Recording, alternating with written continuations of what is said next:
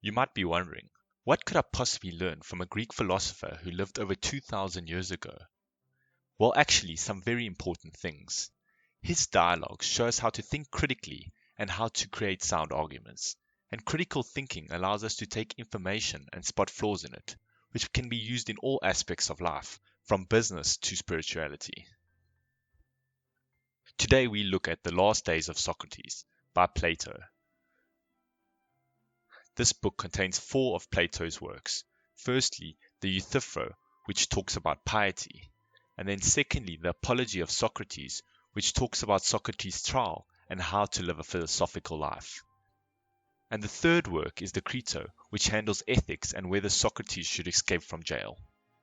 And his final work is the Phaedo, which handles whether or not the soul exists before birth and after death. This is video 1 of a 4-part series, which will handle all 4 of his works. In this video, we will cover a review of the book, and we'll look at the summary of the first of the 4 dialogues, the Euthyphro. Okay, so let's start with the review of this book. Firstly, the positives.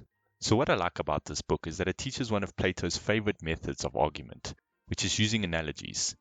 And this is a great method when you want to come to a new conclusion, but does have many flaws. And then he also discusses a broad range of topics, from justice to what it means to live a good life. This book is also then an easier read than most other books of its time. And in general, the concepts are delivered in a manner that is easy to understand, and more complex arguments are further explained to make it easier for the reader. And I found only 1 or 2 sections difficult to understand.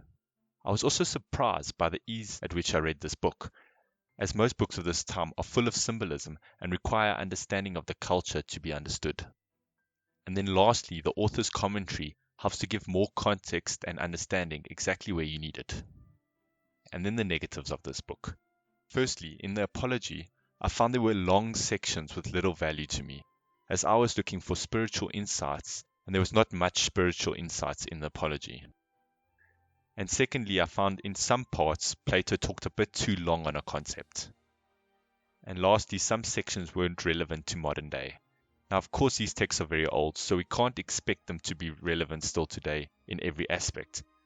And the 2 sections which I found weren't relevant was the talk about multiple gods, as most people nowadays do not believe in multiple gods, and then the talk on how the world works, as we now have a much better understanding. So would I recommend reading this book? I would have to say yes, I would definitely recommend this book, as it contains many valuable ideas and shows you how one of the greatest philosophers formed arguments and how he thought, so that you can also develop the skill of critical thinking, which you can use in so many aspects of your life. Okay, so now let's look at the summary of Plato's first work in this book, the Euthyphro. The Euthyphro handles the concept of piety, and in short, piety in the context of the Euthyphro is that virtue or excellence that is exhibited in a correct relationship to the gods and things to do with the gods. In other words, the quality of being religious. So in the Euthyphro, Socrates meets Euthyphro in the court, and they're both trying a case. Euthyphro's case is that one of his slaves was killed by a day laborer during a drunken rage.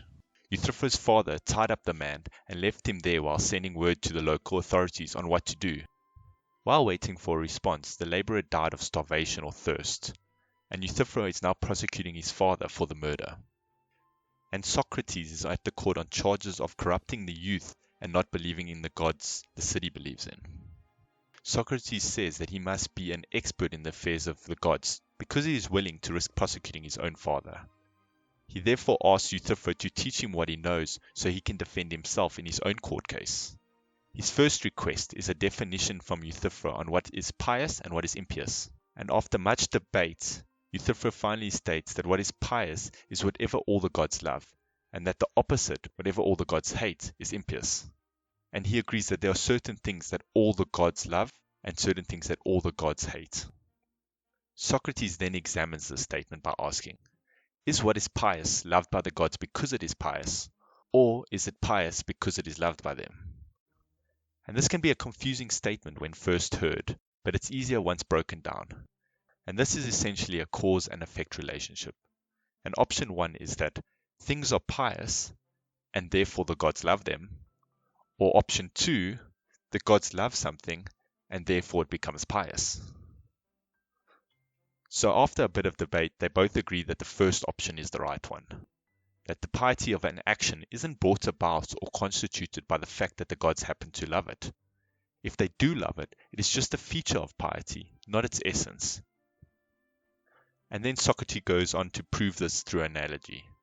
He asks Euthyphro, is what is carried because it is carried or for some other reason?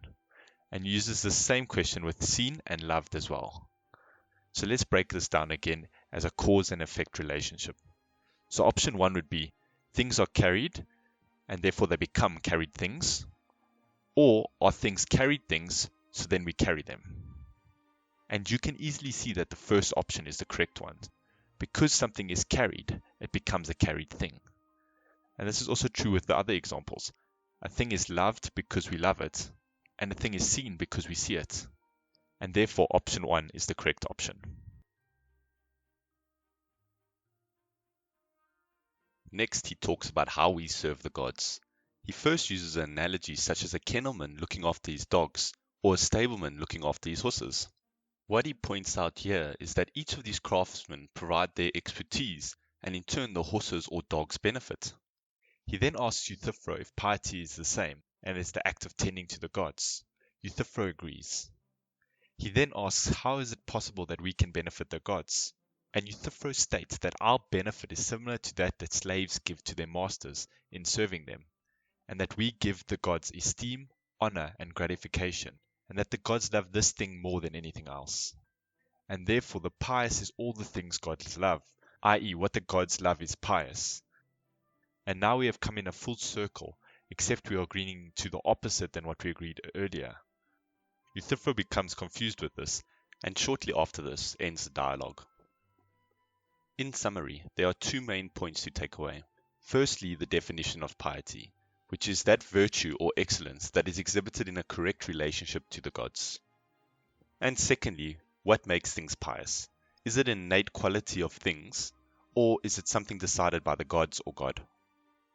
Thanks for watching, and please remember that this is part 1 of a 4-part series, covering only his first dialogue, the Euthyphro. The other 3 dialogues will be covered in future videos, and I look forward to seeing you there.